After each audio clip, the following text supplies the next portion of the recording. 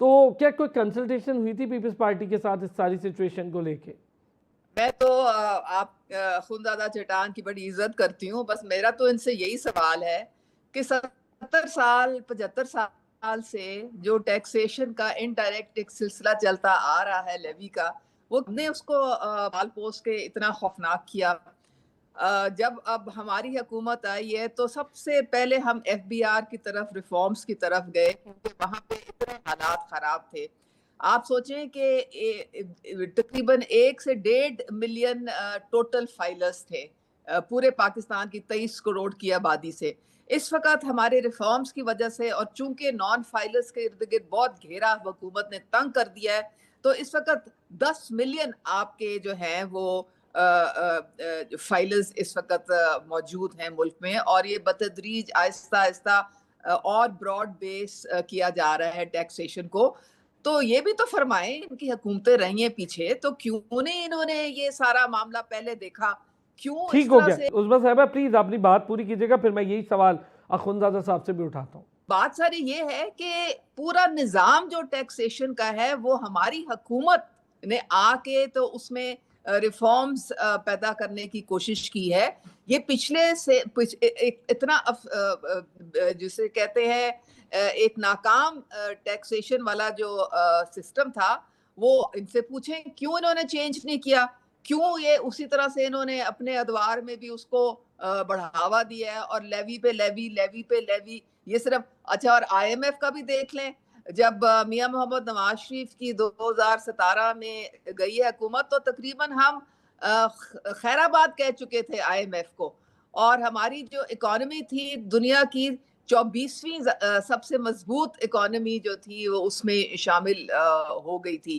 لیکن اس کے بعد جو حالات ہوئے ہیں وہ سب کے سامنے ہیں کہ کس طریقے سے مزید قرضے پہ قرضے لے کے، تو اس کے بعد پھر آپ دیکھیں کہ ایک ڈیفالٹ کے دھانے تک جب پی ٹی آئی کی حکومت گئی ہے، تو اس وقت تو یہ سری لنکا بنا کے تو پاکستان کو یہ چھوڑ کے گئے ہیں.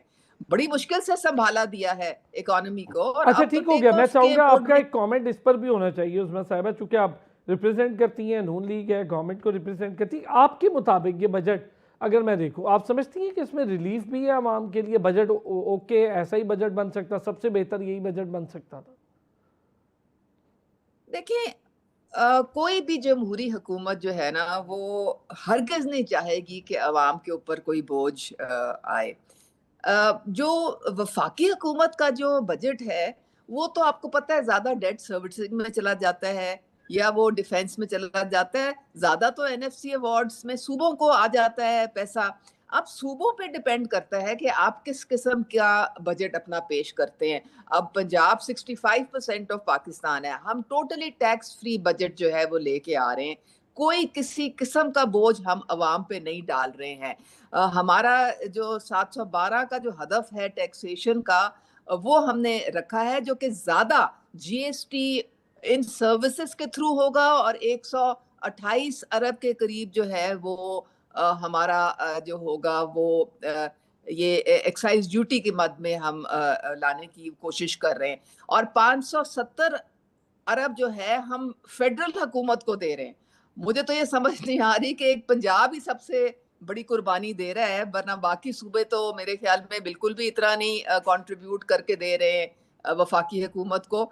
تو ہم نے تو 900 ارب جو ہے اپنا پنجاب میں تعلیم کے شعبے میں ہم نے تقریباً رکھا ہے، تقریباً 700 ارب کے قریب ہم جو ہے وہ ہیلتھ کے شعبے کو دے رہے ہیں، 150 ارب ہم نے سوتھرا پنجاب، پھر اس کے بعد سوشل سروسز، لیپ ٹاپ اسکیم، ہونہار طالب علم، کسان کارڈ، ہمت کارڈ، ان ساروں کے لیے ہم نے علیحدہ مختص کیے ہیں وہ بجٹ میں، تاکہ جو نچلا طبقہ ہے ان کو ریلیف ملے. تو ہم تو مریم نواز صاحبہ تو نواز شریف صاحب کی ویژن کے مطابق چل رہی ہیں کہ ٹیکس پیئر کا پیسہ ٹیکس پیئر کی فلاح و بہبود پہ لگنا چاہیے. تو ٹھیک ہو گیا. جتنے بھی اچھا آپ نے کمزور یہ اچھا طبقات ہیں بتا ان دیا، کے لیے اچھا کیا بہت آپ نے ریلیف کچھ ہے. چیزیں